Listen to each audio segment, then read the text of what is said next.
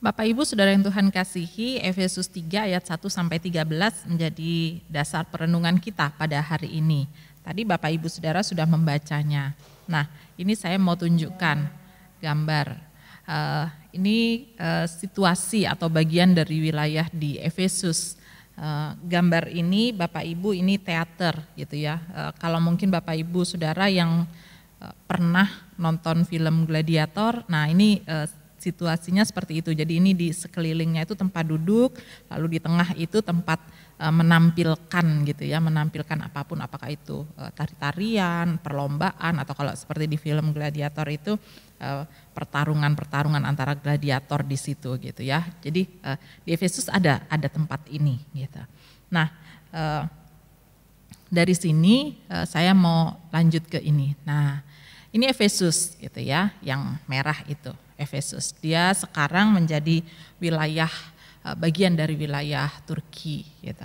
Nah, seperti yang Bapak Ibu lihat di slide bahwa Efesus itu adalah kota pelabuhan.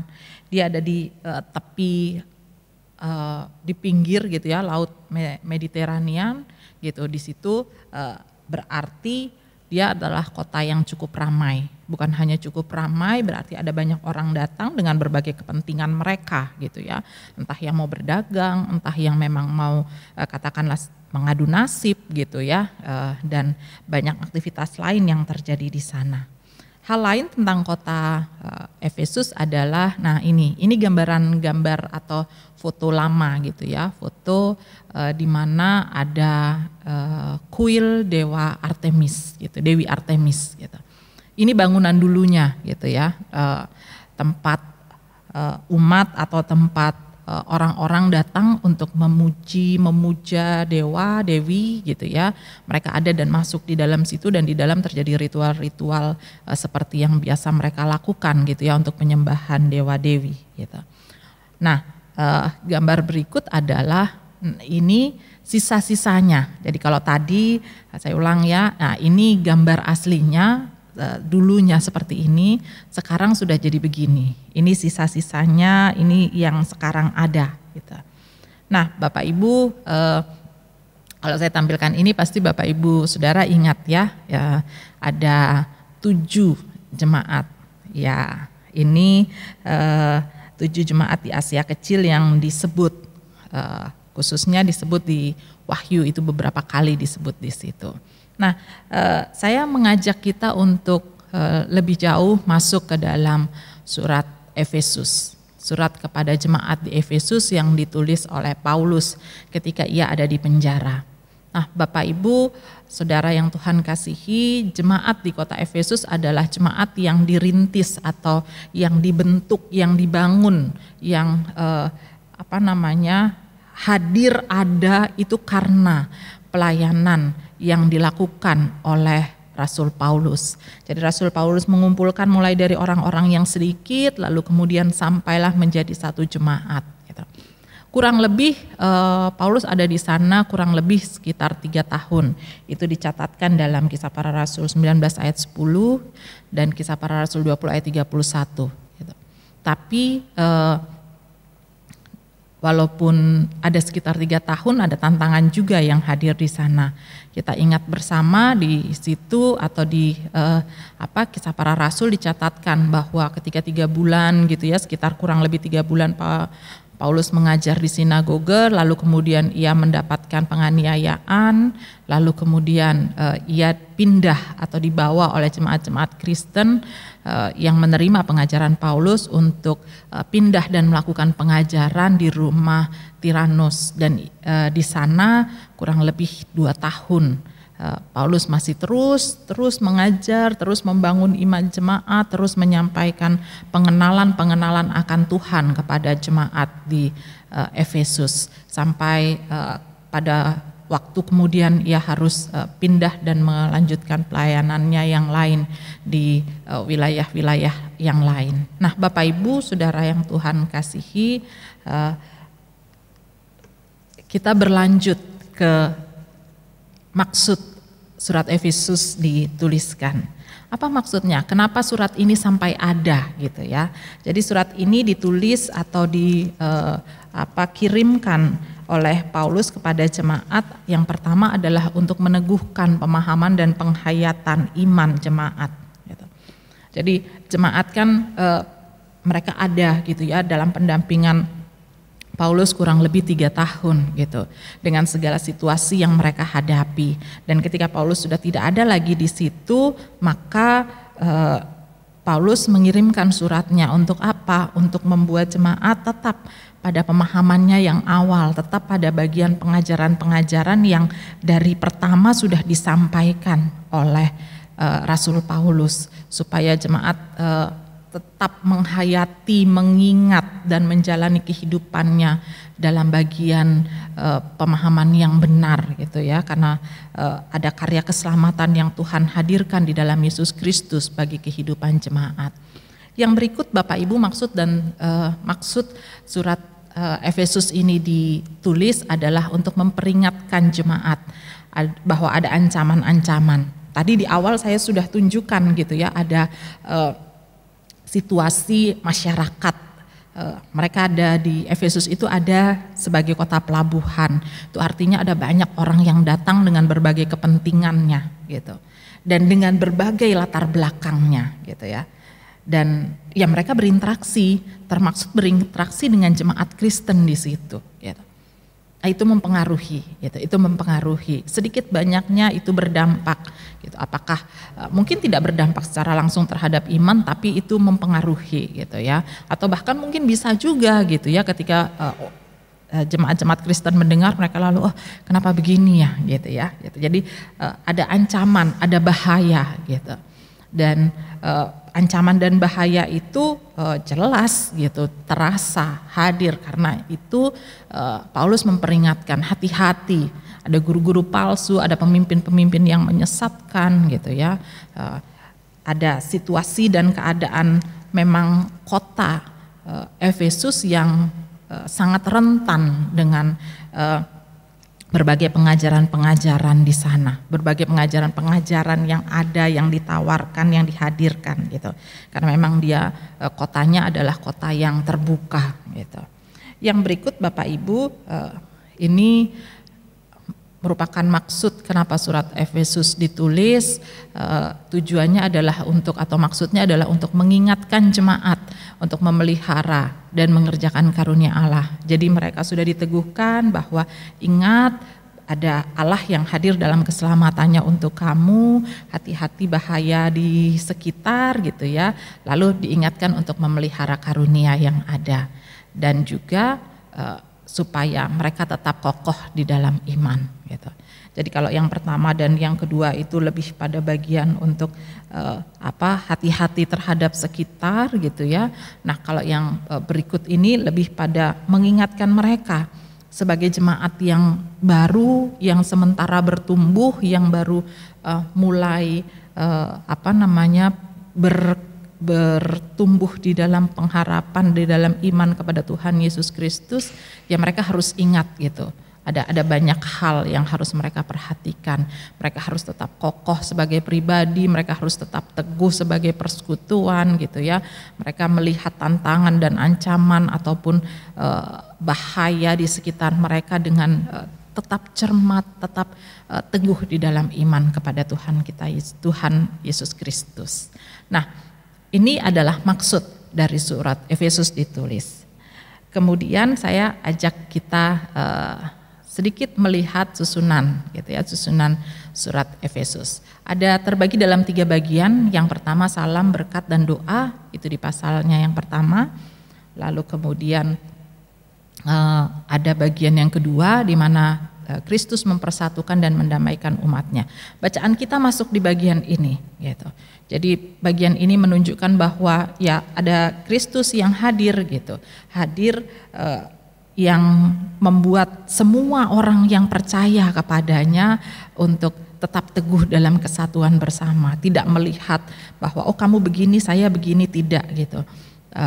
Kita tahu bahwa dalam banyak surat-surat Paulus dia sangat mengkritisi banyak orang-orang Yahudi yang begitu bangga dengan keyahudiannya gitu ya. Dan ini bagian di mana mengkritisi itu gitu, supaya jemaat tetap bersatu di dalam Kristus dan tetap ada dalam damai Allah gitu ya.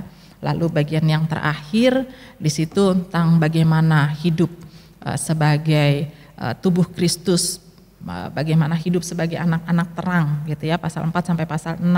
Di situ juga diajarkan atau disampaikan bagaimana memelihara karunia-karunia gitu ya, tetap dalam kesatuan walaupun ada karunia yang berbeda, itu pasal 4. Ada bagaimana menjadi manusia yang baru, hidup sebagai anak-anak terang di pasalnya yang kelima gitu. Lalu di pasalnya yang keenam ada kelengkapan rohani yang harus digunakan ketika kita hadir ada dalam kehidupan sebagai persekutuan, sebagai jemaat Tuhan ataupun juga di dalam masyarakat gitu. Itu di bagian yang ketiga. Nah, Bapak Ibu Saudara yang Tuhan kasihi, kita masuk dalam bagian bacaan kita. Efesus pasal 3 ayat 1 sampai ayatnya yang ke-13. Pada bagian ini di sini diuraikan tentang kesaksian Rasul Paulus. Kesaksian apa? Kesaksian bahwa dia menerima panggilan dan pengutusannya. Dia menerima panggilan dan pengutusannya. Tapi tidak hanya sampai di situ, lalu kemudian juga di bagian ini Rasul Paulus juga menguraikan tentang makna kasih karunia Allah. Apa sih gitu? Sangat biasa mendengar kasih karunia Allah. Jemaat kita namanya kasih karunia gitu ya. Gitu. Apa maksudnya? Apa maknanya gitu? Kenapa ada kata-kata kasih karunia Allah gitu. Nah, di sini Paulus menyampaikannya gitu. Apa maksudnya? Nah, Bapak Ibu Saudara yang Tuhan kasihi, kita mulai dengan bagian yang pertama. Ini bicara tentang keberadaan seorang Paulus, rasul Tuhan itu. Jadi di ayatnya yang pertama, ayat ketiga dan ayatnya yang keenam, di situ Rasul Paulus mengungkapkan bahwa keberadaannya, pengutusannya adalah pengutusan untuk bangsa-bangsa yang bukan Yahudi. Kita tahu ada rasul-rasul yang lain yang tinggal di Yerusalem yang sangat dekat dengan orang-orang Yahudi gitu ya. Sebagian besar mereka adalah murid-murid Tuhan Yesus gitu. Mereka umumnya datang untuk orang-orang Yahudi. Tapi berbeda dengan seorang Paulus. Paulus justru hadir dan keberadaannya justru ia pergi dari kelompok itu. Maksud saya pergi dari kelompok orang Yahudi. Dia tidak tinggal di Yerusalem, tidak mengajar di Yerusalem, tapi justru dia keluar menyatakan atau menyampaikan kasih karunia Allah itu kepada bangsa-bangsa lain, kepada bangsa-bangsa non-Yahudi, kepada orang di Efesus diantaranya gitu ya. Nah, ayatnya yang pertama, ketiga, dan ayatnya yang keenam di situ menunjukkan bahwa Allah mengutus Paulus untuk sengaja pergi gitu ya. Ayat pertama di situ dikatakan kepada orang-orang yang tidak mengenal Allah gitu. Jadi memang sengaja disuruh pergi ke sana. Ayat 6 dikatakan bahwa kepada orang-orang yang bukan Yahudi gitu. Jelas di situ dikatakan. Paulus diutus pergi. Kepada siapa? Kepada orang-orang yang bukan orang Yahudi. Lalu yang berikut Bapak Ibu dalam bacaan kita masih bicara tentang keberadaan atau pengutusan atau panggilan dan pengutusan seorang Rasul Paulus. Di sini dikatakan atau ditunjukkan ayatnya yang pertama sampai dengan ayatnya yang pertama, lalu ayat 7 dan 8 dan ayatnya yang ke-13.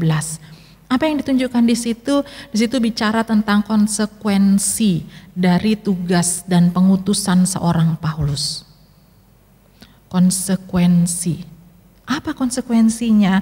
Kita lihat di ayatnya yang pertama di situ dikatakan bahwa ketika dia menulis surat gitu ya, di ayat pertama di situ dikatakan inilah sebabnya, itulah sebabnya aku ini Paulus, orang yang dipenjarakan karena Kristus Yesus oleh kamu, untuk kamu, maaf saya ulang. Itulah sebabnya aku ini Paulus, orang yang dipenjarakan karena Kristus Yesus untuk kamu orang-orang yang tidak mengenal Allah.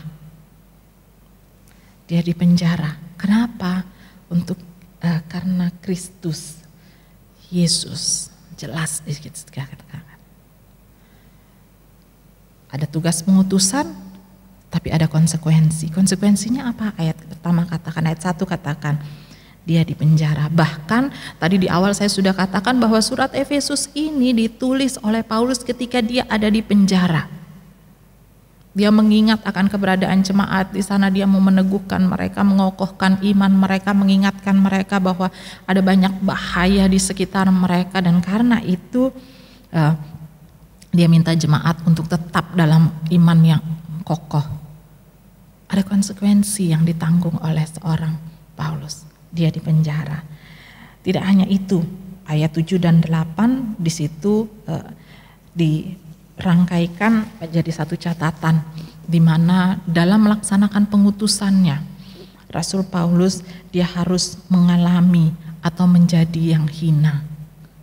Kenapa Paulus katakan ini? Bapak Ibu, kita tahu perjalanan pelayanan Paulus, Kisah Rasul menceritakan gitu ya, bahwa perjalanan dalam melaksanakan panggilan dan pengutusannya sebagai seorang rasul yang keluar dari Yerusalem kepada bangsa-bangsa non-Yahudi bukan perjalanan yang mudah. Kenapa?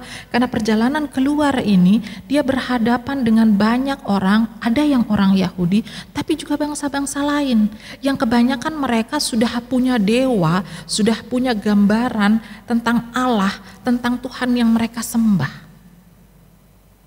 Jadi ketika Paulus datang menyampaikan atau menawarkan atau menceritakan tentang Yesus Kristus yang adalah Tuhan dan Juru Selamat yang hadir membawa kasih karunia Allah kepada manusia, itu menjadi sesuatu yang mungkin anggapannya aneh. Ini orang ngomong apa gitu ya? Ini mau menawarkan apa gitu? Akhirnya apa? Dia mendapatkan tantangan-tantangan gitu. Berapa kali dikatakan bahwa dia mendapatkan tentangan sampai dia dianiaya, sampai dia dipukuli, sampai sudah dikira orang mati. Karena begitu besar atau begitu keras penganiayaan yang diterima. Paulus mengalami, menjalani, menerima bagian di mana ia menjadi yang paling hina. Dia tidak dianggap, dia disiksa, dia disesat, dia menderita. Tidak hanya itu, ayatnya yang ke-13. Ayat 13 di situ dikatakan, sebab itu aku minta kepadamu supaya kamu jangan tawar hati melihat kesesakanku karena kamu, karena kesesakanku adalah kemuliaanmu. Secara tidak langsung Paulus mau katakan ada kesesakan, ada penderitaan, ada kesulitan yang dia alami. Kenapa?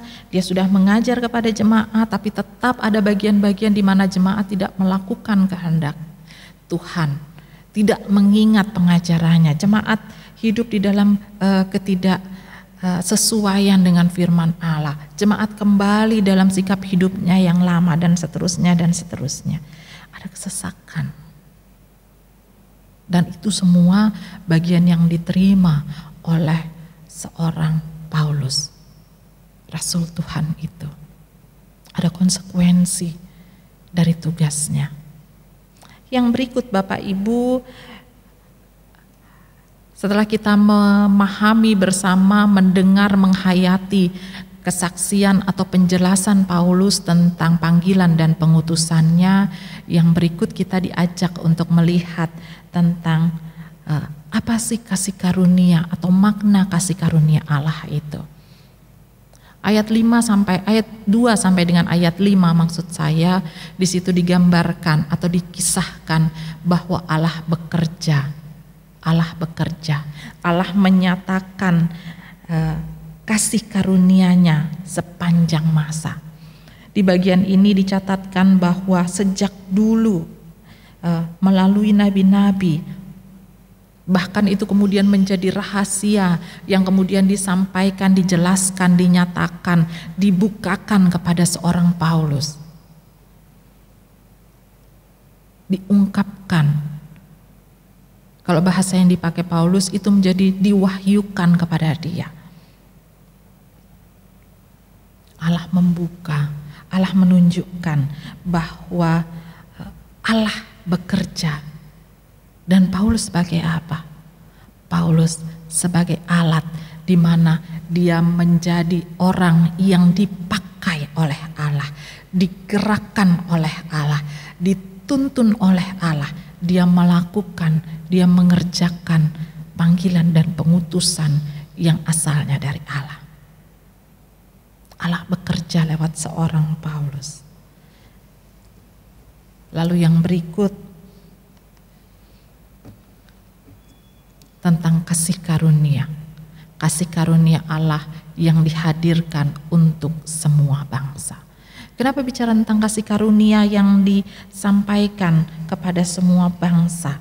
Bapak Ibu Saudara yang Tuhan kasihi, ayat 1 sampai yang kedua, ayat 6, ayat 8 sampai 12 itu menjadi dasar bicara tentang kasih karunia Allah yang dihadirkan pada semua bangsa. Bicara tentang kasih karunia adalah bicara tentang bagian yang tadi di ayat 2 sampai 5, bahwa Allah membukakan, Allah menunjukkan ini loh, Allah memberikan keselamatan di dalam Yesus Kristus, dan itulah kasih Allah. Allah memberikan anaknya, memberikan penebusan untuk manusia lewat kehadiran Yesus Kristus putranya yang mati dan kemudian bangkit. Itulah kasih karunia Allah. Dan kasih karunia itu berlaku untuk semua. Ayat 1 dan 2 di situ dikatakan bahwa itu untuk bangsa-bangsa yang tidak mengenal Allah, dikatakan di situ. Lalu juga di ayatnya yang ke-6, di situ dikatakan kepada, saya bacakan ayat yang ke-6, yaitu bahwa orang-orang bukan Yahudi karena berita Injil turut menjadi ahli waris dan anggota tubuh dan peserta dalam janji yang diberikan dalam Kristus Yesus.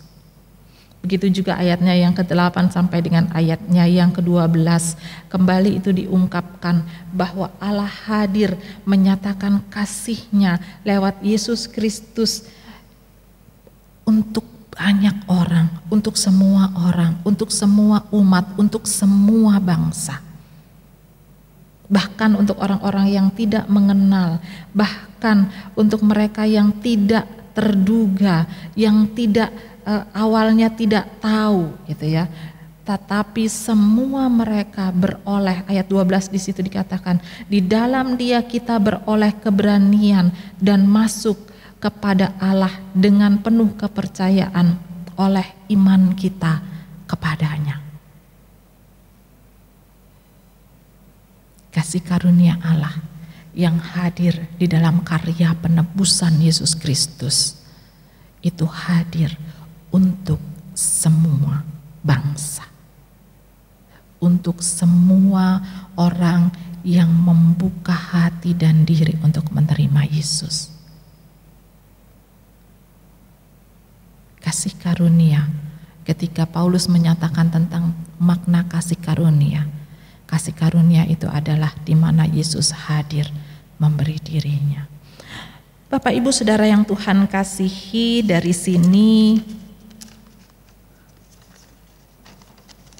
saya mengajak kita melihat, lalu pesan ini apakah juga bicara untuk kita? Apakah pesan ini juga memberi makna untuk kita? Apa pesannya bagi kita?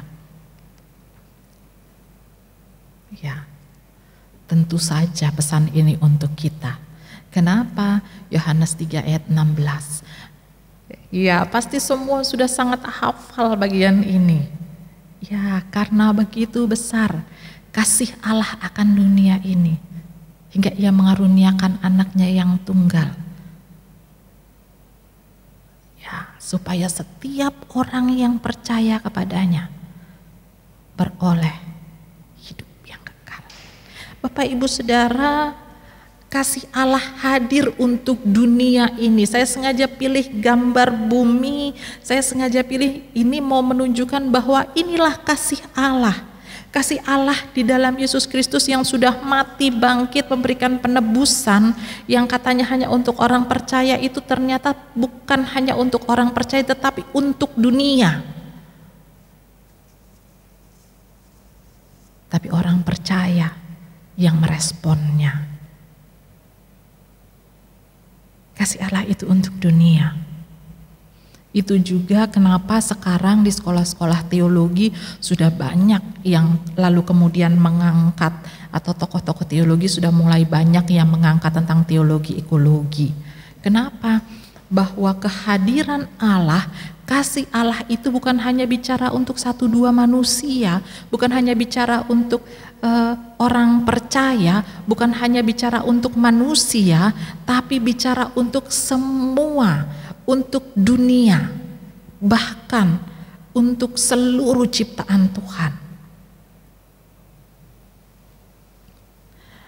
Beberapa waktu yang lalu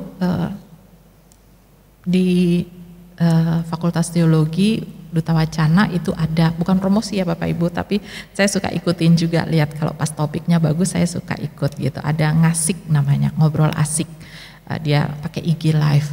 Beberapa waktu lalu ada bicara tentang teori ekologi, lalu narasumbernya bicara begini, ya dia sangat menghargai semua ciptaan Tuhan gitu. Sampai di rumahnya itu ya ada sarang lebah gitu, dan ya sudah dia biarkan bahwa itu adalah bagian dari ciptaan Tuhan, dan ketika dia ada di situ yaitu bagian dari ketika dia biarkan itu bagian dari mana dia menghargai ciptaan Tuhan yang lain.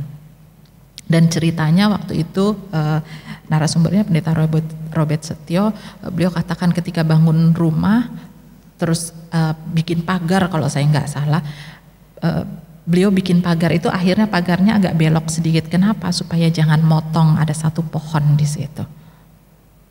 Untuk apa itu? Menyadari dengan sungguh bahwa kasih Allah itu bukan hanya bicara untuk orang percaya, bukan hanya bicara untuk manusia, tapi untuk semua ciptaan, untuk dunia ini.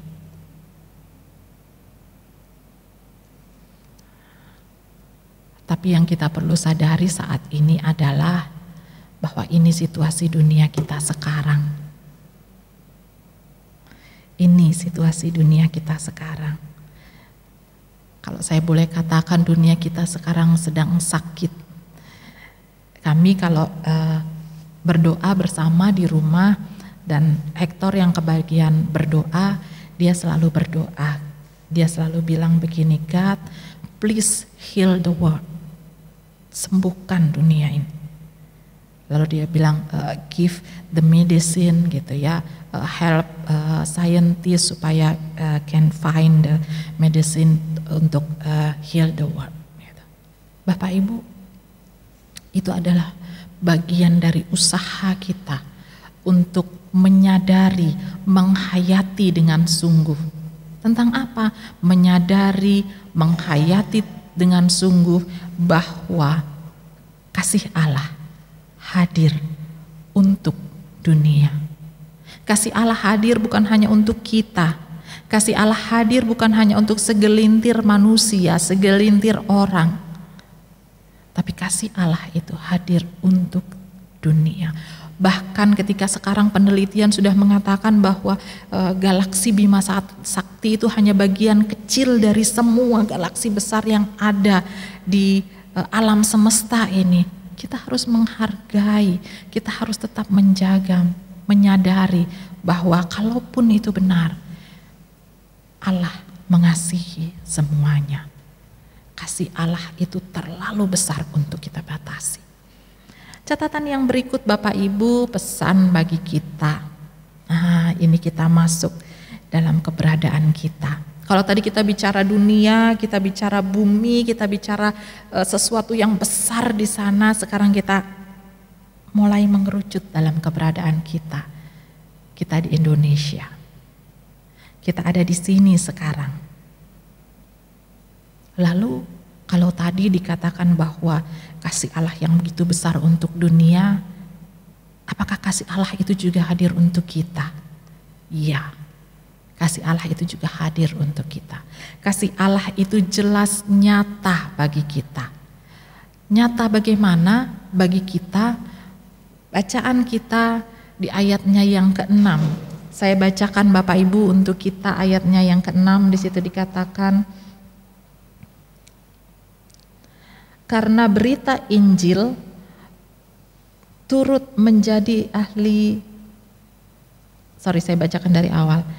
Ayatnya yang ke-6, yaitu bahwa orang-orang bukan Yahudi karena berita Injil turut menjadi ahli-ahli waris dan anggota-anggota tubuh dan peserta dalam janji yang diberikan dalam Kristus Yesus. Tadi ya, kasih karunia itu adalah kehadiran Yesus Kristus dalam kematian dan kebangkitannya. Dan ketika bicara tentang keberadaan kita yang menjadi ahli waris, kita dibawa masuk ke dalam kasih karunia itu. Dan kita adalah bagian di situ. Kenapa? Karena ada berita Injil yang dibawa. Dan berita Injil itu kita sambut, kita tangkap, kita pegang, kita jadikan bagian di dalam hidup kita. Bapak Ibu, kita ingat bahwa ketika Paulus melaksanakan pelayanannya, dia tidak hanya tinggal di Yerusalem, tapi dia keluar untuk menjadikan banyak orang menjadi ahli waris. Karena ada berita Injil, ada berita kesukaan yang dihadirkan, yaitu Yesus Kristus yang mati untuk manusia, yang memberikan keselamatan bagi manusia. Dan berita itu sampai kepada kita saat ini. Lewat para misionaris yang dulu datang dan terus terpelihara lewat pengajaran-pengajaran di gereja, di rumah, dalam keluarga. Sehingga membuat kita bukan hanya yang menerima. Kalau tadi di pesan pertama bahwa Allah memberi kasih karunia-Nya untuk semua. Tapi di pesan yang berikut ini yang kedua, kita menerima, kita menjadi ahli waris. Kenapa? Karena kita percaya kepada Yesus Kristus, kita menyambut itu. Kita menerima itu. Dan di dalam Yesus Kristus, lewat pelayanan Paulus, lewat pelayanan penyebaran berita Injil yang kemudian sampai dan kita dipelihara dalam hidup kita. Bapak Ibu Saudara yang Tuhan kasihi, kita adalah bagian dari ahli waris yang juga menerima berita Injil dan menerima kasih karunia Allah itu. Catatan yang berikut Bapak Ibu. Nah, ini dia. Di GKK 2 Bapak Ibu, nggak tahu kamera dapat nggak, di sebelah sana sudah ada bendera berdiri merah putih gitu ya. Dan setiap ibadah minggu kita nyanyi lagu nasional gitu. Seperti tahun lalu begitu juga ya. Bapak Ibu mungkin yang kemarin sempat ikut live streaming itu juga ada gitu, nyanyi juga gitu. Nah, kita sekarang ada di bulan Agustus.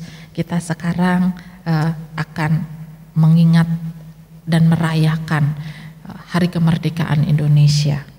Dan kita diingatkan dalam keberadaan kita. Tadi sudah bicara dunia bagian yang besar, lalu bicara tentang Indonesia, dan sekarang bicara tentang kita yang ada di sini. Bagian dari Indonesia. Tapi kita juga yang ada di Parung Serap atau dimanapun tempat kita tinggal gitu ya. Bapak Ibu Saudara, untuk kita yang sudah menerima, kita yang sudah menjadi ahli waris yang menangkap atau menyambut kasih karunia Allah itu, berita Injil itu, yang menjadi kita yang menjadi ahli waris itu, sekarang bagian dari kita untuk menjadi saksi dan berkat Allah. Di mana? Di tempat kita ada.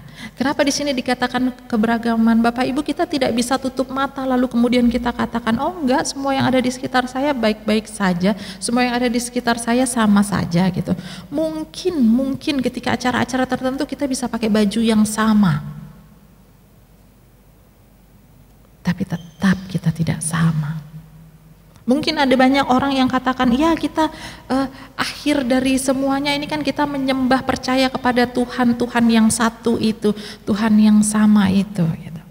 Orang boleh katakan begitu, tapi kita sangat menyadari bahwa kita beriman, percaya kepada Allah Bapa yang memberikan Yesus Kristus sebagai putra tunggalnya untuk menebus kita. Dan di dalam iman percaya yang lain, hal ini tidak terjadi. Hal ini tidak diaminkan oleh mereka. Bapak Ibu, kita ada di tengah keberagaman. Kita ada di tengah keberagaman. Ayat 11 dan 12 itu menjadi catatan bahwa ya ada situasi, ada keberadaan di mana kita ada di tempat yang berbeda. Tapi kita mau masuk kepada Allah. Kita mau untuk menjadi bagian di dalam kasih Allah.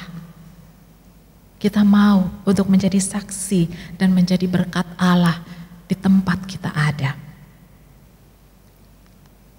Untuk mewujudkan itu yang pertama, kita hidup di dalam firman-Nya. Pasti semua tahu Yohanes 15 ayat 1 sampai 7. Ya, pokok anggur yang benar. Bapak Ibu Saudara, untuk bisa keluar menjadi saksi, untuk bisa menjadi berkat, kita harus melekat pada pokoknya. Kita harus hidup di dalam firman-Nya. Sehingga Tuhan boleh mengingatkan seperti Paulus hadir untuk mengingatkan jemaat di Efesus. Kita juga boleh hadir selalu diingatkan untuk menjadi saksi, menjadi berkat, memelihara iman. Dan itu terjadi ketika kita ada di dalam firman Tuhan. Tuhan tidak bicara langsung. Mungkin Tuhan tidak bicara secara langsung seperti saya sekarang ini. Tapi Tuhan bicara lewat firman-Nya. Tuhan bicara lewat Alkitab yang menceritakan ada banyak pernyataan, perkataan Tuhan untuk kita. Untuk menjadi saksi dan menjadi berkat di tempat kita ada. Hidup di dalam firman-Nya. Seperti ranting anggur yang melekat pada pokoknya. Sehingga dia bisa mengalirkan, dia bisa menghasilkan buah yang baik. Karena ada asupan makanan yang cukup, ada asupan makanan yang benar yang diterima, yang sehat diterima untuk menghasilkan buah.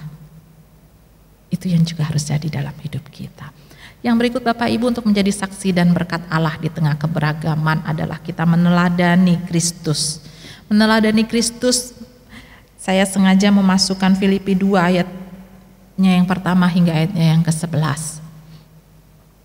Iya, taat.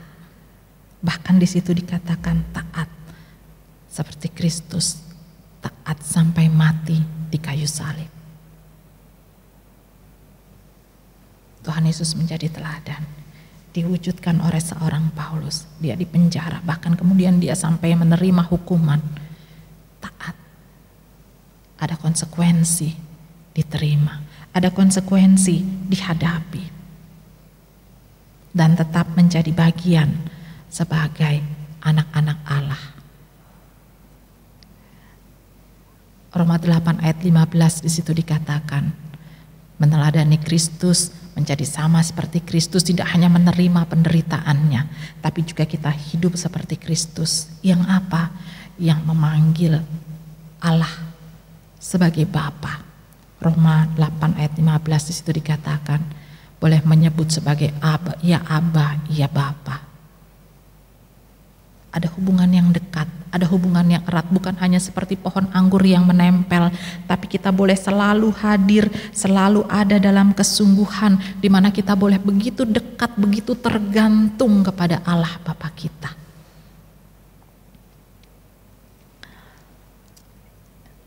Lalu kita juga diingatkan untuk menjadi saksi dan menjadi berkat.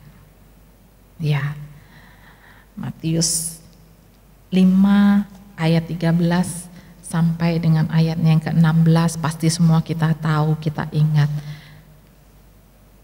Hidup menjadi saksi dan berkat berarti hidup menjadi garam dan terang. Supaya apa? Ayatnya yang ke-16 di situ dikatakan, demikianlah hendaknya terangmu bercahaya di depan semua orang, supaya mereka melihat perbuatanmu yang baik dan memuliakan Bapamu yang di sorga.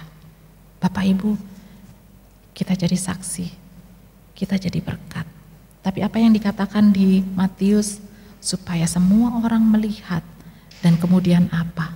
Memuliakan Bapamu yang di sorga. Menjadi saksi, menjadi berkat. 2 Korintus 3 ayatnya yang ketiga menyatakan, saya bacakan untuk Bapak Ibu Saudara semua ya. Karena telah ternyata bahwa kamu adalah surat Kristus yang ditulis oleh pelayanan kami. Ditulis bukan dengan tinta, tetapi dengan roh dari Allah yang hidup. Bukan pada loh-loh batu, melainkan pada loh-loh daging, yaitu di dalam hati manusia. Bapak Ibu Saudara yang Tuhan kasihi, menjadi saksi, mengingat, jadi garam bermanfaat, jadi terang, memberi kehidupan bagi banyak orang, dan menjadi surat Kristus yang terbuka. Dimanapun kita ada, orang melihat, orang tahu bahwa dia melakukan semua yang Tuhan ajarkan. Bapak Ibu Saudara yang Tuhan kasihi, mari jadi garam, mari jadi terang, mari jadi surat Kristus yang terbuka di tengah situasi hidup kita saat ini, di tengah dunia yang sedang sakit, di tengah berbagai kegundahan, di tengah berbagai ketidaknyamanan, di tengah berbagai situasi dan keadaan, bahkan di tengah keberagaman kita.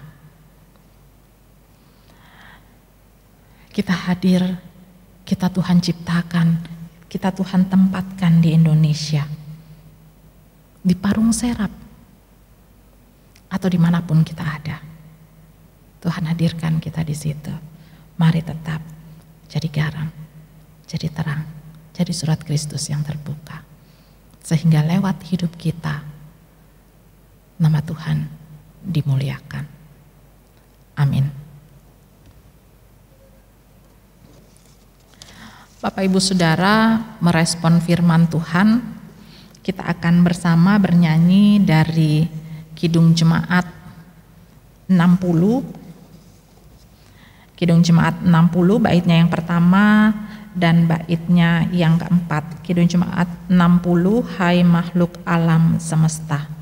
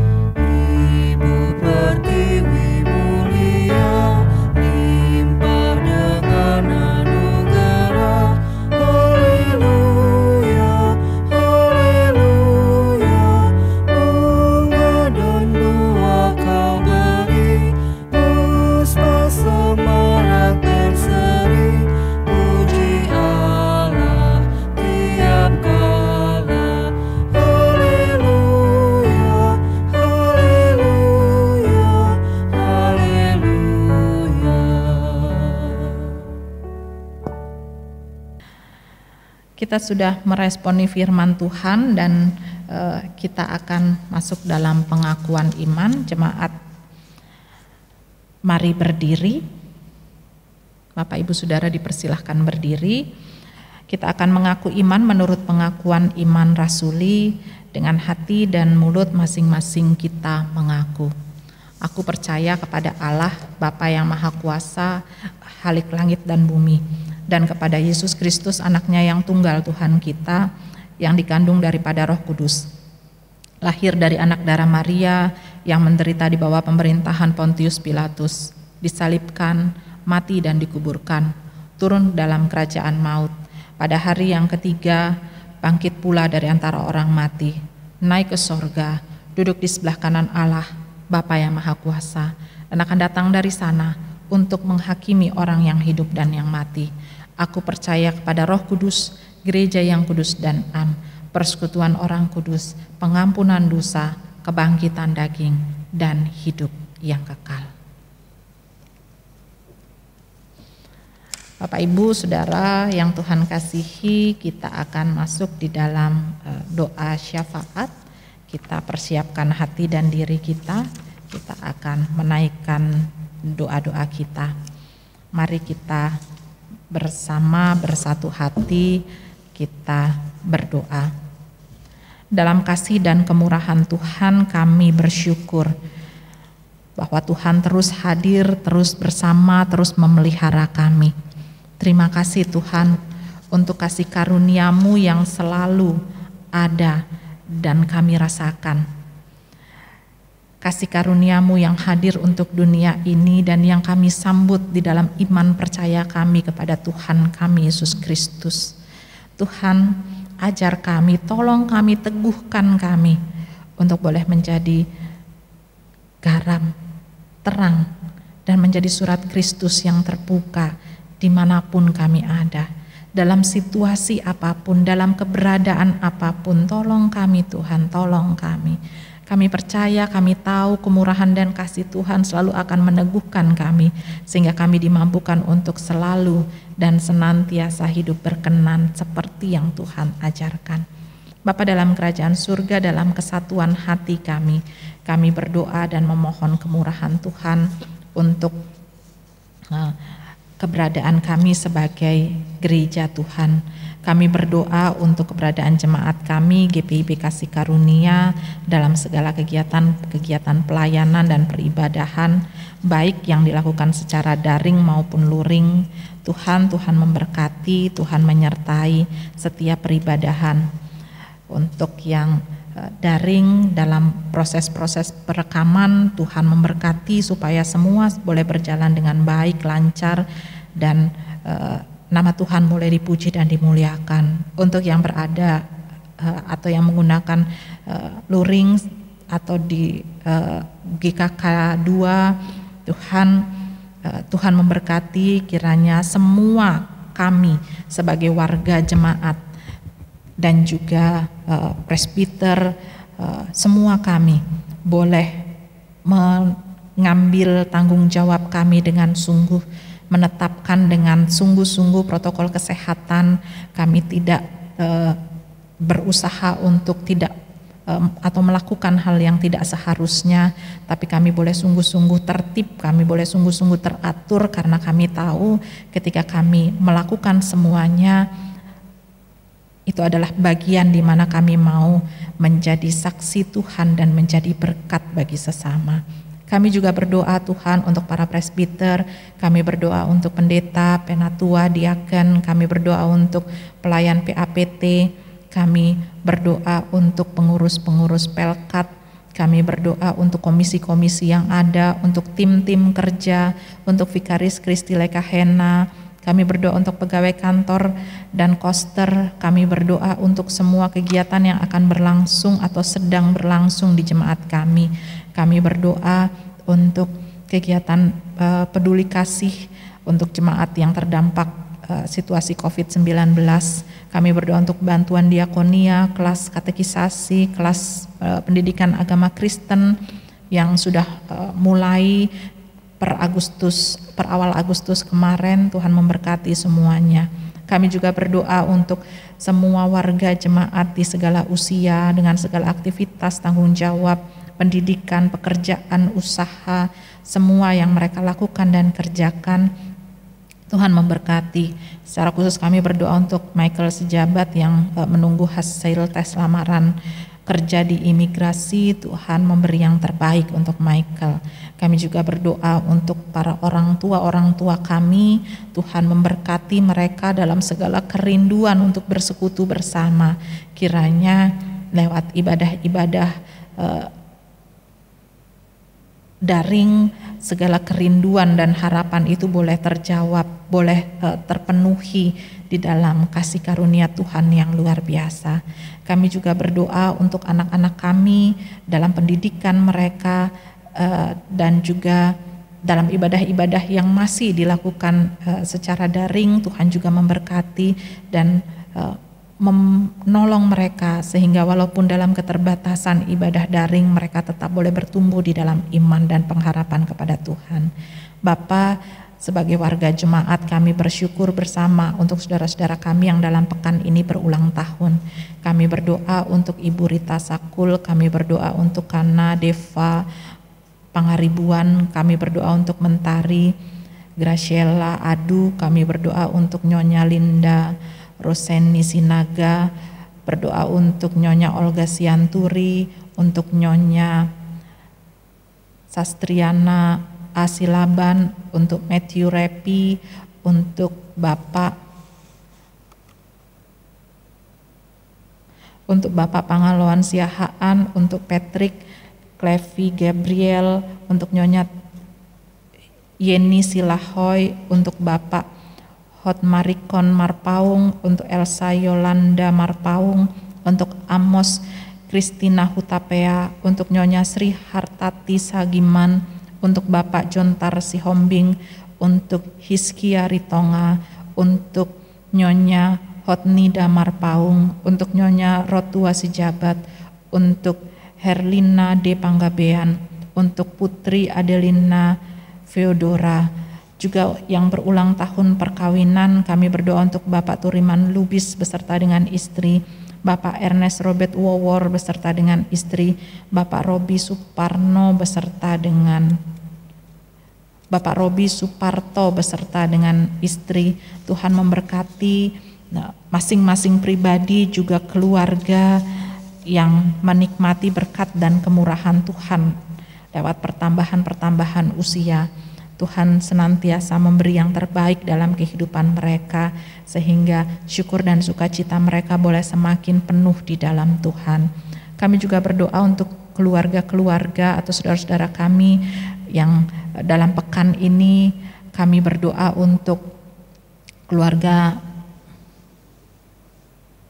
Meliaki Christopher Adu, untuk keluarga Eka Suryana Atmaja, untuk keluarga Nyonya Tri Ruhul Resin, untuk keluarga Nyonya Betsy Lolopuan, untuk keluarga Suwono, untuk keluarga Edwin Pontoh, untuk keluarga Robert Sembiring, untuk keluarga Nyonya Frida Mokodompis, untuk keluarga Nyonya Nurmeyati Sinuraya, untuk keluarga Maruji Pakpahan, untuk keluarga Pilari Cirei Hura, untuk keluarga Anotona Hura, untuk keluarga Nyonya Nurida Hutagaul, untuk keluarga Nyonya Maria Lewak Kabesi.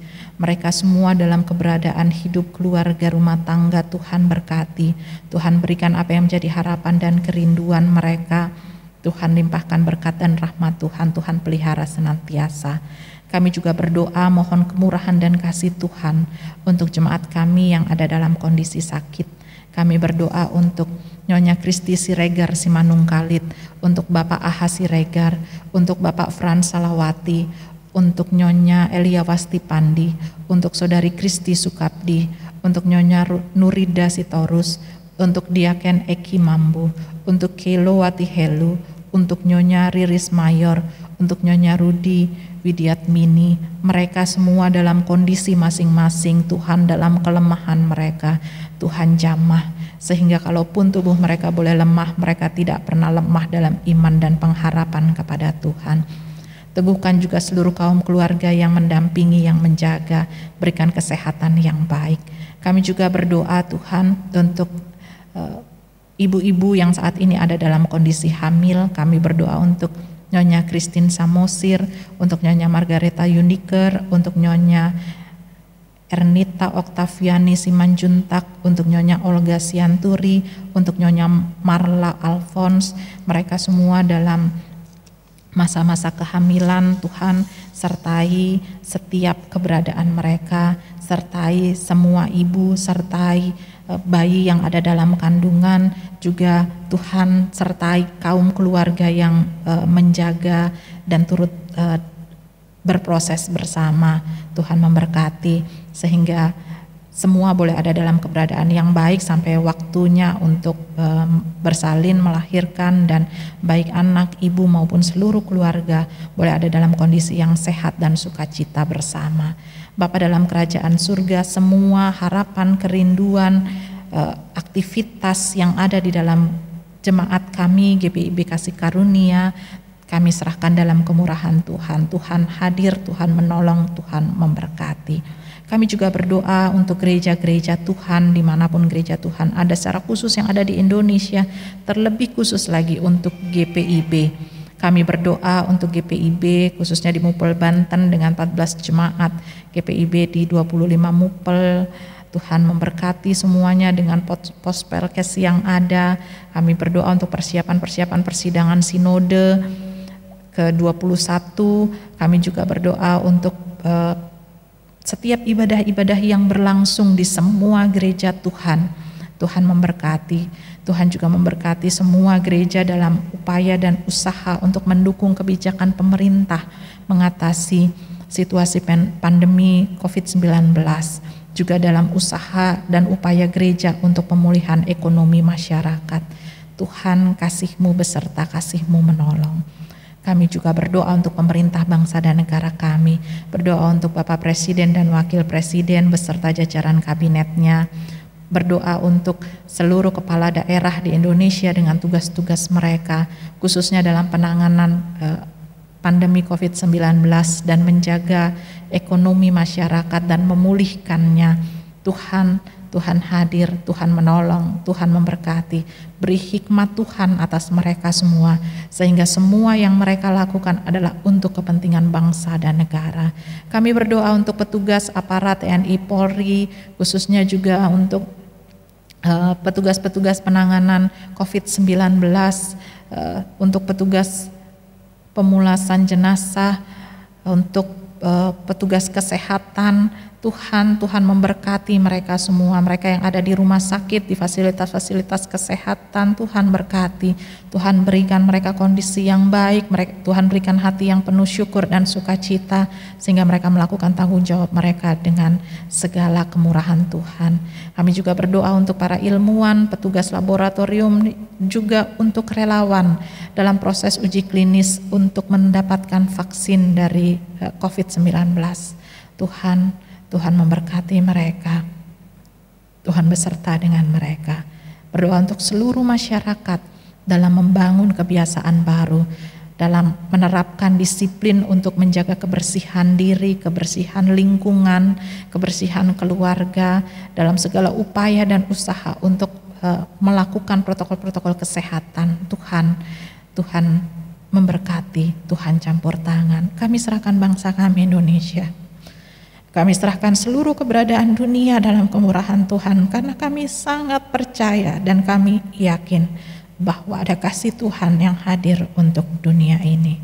Kami juga bawa Tuhan doa-doa kami yang tidak tersebut lewat mulut kami, tapi ada di hati kami masing-masing. Kami bawa semua dalam kemurahan Tuhan. Ya Tuhan, dalam pengasihan-Mu kami mohon,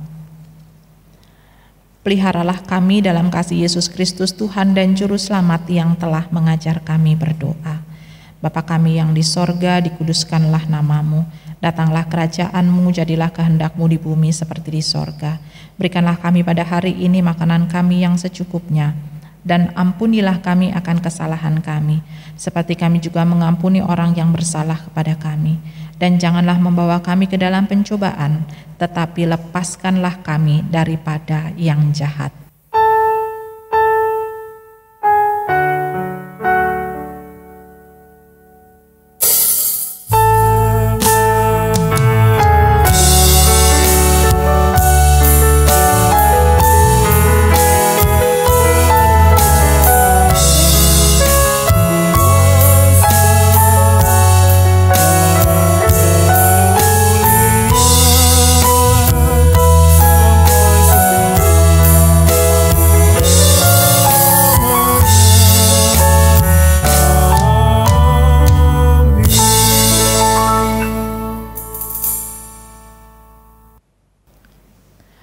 Bapak Ibu Saudara yang Tuhan kasihi, bagian dalam perekaman sudah selesai. Silahkan melanjutkan dengan pengucapan syukur sesuai dengan yang ada di tata ibadah yang kita sudah siapkan di tempat kita masing-masing. Mengingatkan untuk persembahan diserahkan ke gereja dapat berupa transfer ke rekening atau menitipkan kepada diaken dan penatua yang terdekat dengan Bapak Ibu. Bapak Ibu Saudara, sekali lagi silahkan melanjutkan ibadah bersama dengan semua yang terkasih. Tuhan memimpin ibadah kita.